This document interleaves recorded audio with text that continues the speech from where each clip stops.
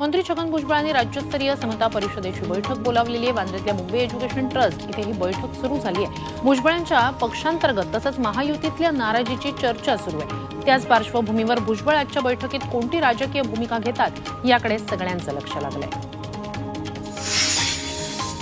युवा सेना प्रमुख आदित्य ठाकरे आज पत्रकार परिषद घेणार आहेत। दुपारी 2 वाजता आदित्य ठाकरे पत्रकारांशी संवाद साधतील। यावेळी ते ईव्हीएम बाबत बोलण्याची शक्यता आहे। सामनातून राऊतांनी राणेंवर प्रहार केलाय। शिवसेनेचा पराभव करणं राणे यांच्यासारख्यांना कधीच जमणार नाही। नव्या मंत्रिमंडळात राणेंना स्थान न मिळाल्यानं त्यांच्या अतिसूक्ष्म अकलेला झिंझिण्या आल्यात। त्यातूनच ते शिवसेना संपवली अशी भाषा बोलू लागलेत, अशी टीका सामनातून करण्यात आली आहे। शिवसेनेचा 58वा वर्धापन दिन बुधवारी 19 जूनला साजरा होणार आहे। या निमित्तानं मुंबईतल्या षण्मुखानंद सभागृहात दिमाखदार सोहळा पार पडणार आहे। यावेळी शिवसेना पक्षप्रमुख उद्धव ठाकरे यांची तोफ धडाडणार आहे। छत्रपती शिवाजी महाराजांच्या पराक्रमाची साक्ष सांगणारी वाघनखं जुलै महिन्यात साताऱ्यात आणली जाणार आहेत। तब्बल 10 महिने ही वाघनखं साताऱ्यातल्या छत्रपती शिवाजी महाराज संग्रहालयात प्रदर्शनासाठी ठेवली जाणार आहेत। या वाघनखांच्या सुरक्षेसाठी सर्व यंत्रणा कामाला लागली आहे।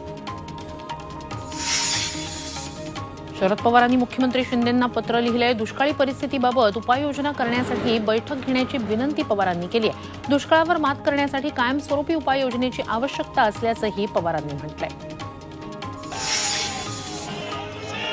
कल्याण दुर्गाडी किल्ला परिसरात शिवसेना शिंदे गट आणि ठाकरे गटाकडून घंटानाद आंदोलन करण्यात आलं। यावेळी टिळक चौकात शिंदे गटाच्या नेत्यांची भाषणं सुरू असतानाच ठाकरे गटाकडून जोरदार घोषणाबाजी करण्यात आली। त्यावेळी दोन्ही गटाचे कार्यकर्ते आमने-सामने आल्यानं पोलीस बंदोबस्त वाढवण्यात आला। नागपुरातील पुरुषोत्तम पुट्टेवार हत्या प्रकरणातील आरोपींचे पार्टी करतानाचे फोटो झी24 तासच्या हाती लागलेत। पुट्टेवारांची हत्या केल्यानंतर आरोपींनी हॉटेलमध्ये जाऊन दारूची पार्टी केली, ज्याचे फोटो आता समोर आलेत। सरकारी कर्मचाऱ्यांचं सेवानिवृत्तीचं वय 60 वर्ष करावं अशी मागणी राज्य सरकारी कर्मचाऱ्यांकडून करण्यात येते। या मागणीसंदर्भात राजपत्रित अधिकारी महासंघाची नुकतीच सरकारसोबत बैठक झाली। यावेळी सकारात्मक निर्णय घेतला जाईल असं आश्वासन मुख्यमंत्र्यांनी दिल्याची माहिती महासंघाकडून देण्यात आली। सरकारी कर्मचारी कार्यालयात उशिरा आल्यास केंद्र सरकारकडून कारवाईच्या सूचना देण्यात आल्या। कार्यालयात उशिरा येऊन लवकर जाणाऱ्या कर्मचाऱ्यांवर ही कारवाई होणार आहे। अनेक कर्मचाऱ्यांची बायोमेट्रिक सिस्टीममध्ये हजेरीची नोंद झाली नसल्याचं सरकारच्या निदर्शनास आलंय। मेट्रो 4 साठी कारशेडच्या जागेबाबत अजूनही तोडगा निघाला नाहीये। कांजूरमार्गची जागा मेट्रो कारशेडसाठी अद्यापही MMRDAला मिळाली नाहीये। मेट्रोचं काम प्रगतीपथावर आहे, मात्र कारशेडचा पत्ता नाहीये। जागा ताब्यात आल्यानंतर कारशेड बांधण्यासाठी 1.5 ते 2 वर्ष लागणार आहेत। त्यामुळे मेट्रो 4 लांबणीवर गेली आहे। रायगडच्या माणगावमधल्या ढालघर गाव आणि MIDC भागात कंपन्यांमधील प्रदूषणकारी घातक घनकचरा रस्त्याच्या बाजूला असलेल्या शेतात उघड्यावर टाकण्यात आलाय। त्यामुळे नागरिक त्रस्त झालेत। प्रदूषण नियंत्रण मंडळानं या संदर्भात कारवाई करावी अशी मागणी होतीये। वाशिमच्या अमानबाडी ते माळेगाव रस्त्याची दुरवस्था झाली आहे। अल्पावधीतच रस्त्याला खड्डे पडले, त्यामुळे शासनाचा लाखोंचा निधी वाया गेलाय। या संदर्भात स्थानिकांनी बांधकाम विभागाकडे तक्रार करत संबंधित ठेकेदारावर कारवाईची मागणी केली आहे।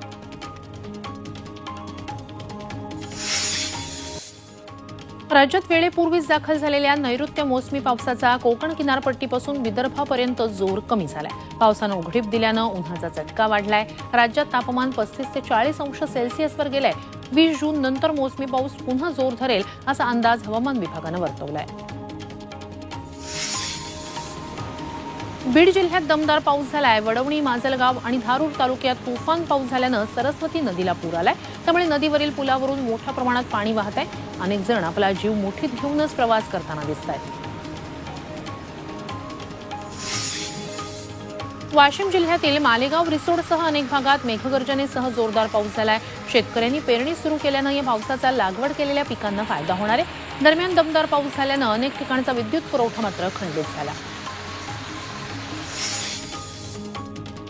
सोलापूर जिल्ह्यात समाधानकारक पाऊस झालाय। खरीप हंगामाच्या पेरणीला पोषक वातावरण निर्माण झाल्यानं शेतकऱ्यांनी पेरणीला सुरुवात केली आहे। पुण्यातील भाताचा आगार म्हणून ओळखल्या जाणाऱ्या भोरच्या हिरडोशी खोऱ्यात भात तरव्यांची चांगली उगवण झाली आहे। वेळेवर पाऊस झाल्यानं आणि पेरलेल्या सर्व दाण्यांची उगवण झाल्यानं शेतकरी समाधान व्यक्त करतायत। खरीप हंगामाच्या पेरणीसाठी सध्या शेतकऱ्यांची लगबग सुरू झाली आहे। पेरणीसाठी लागणारं बी बियाणं आणि खतं घेण्यासाठी शेतकऱ्यांची खतांच्या दुकानात गर्दी होतीये। खरीप पेरणी जोमात सुरू झाल्यानं खत खरेदीसाठी झुंबड उडाली आहे।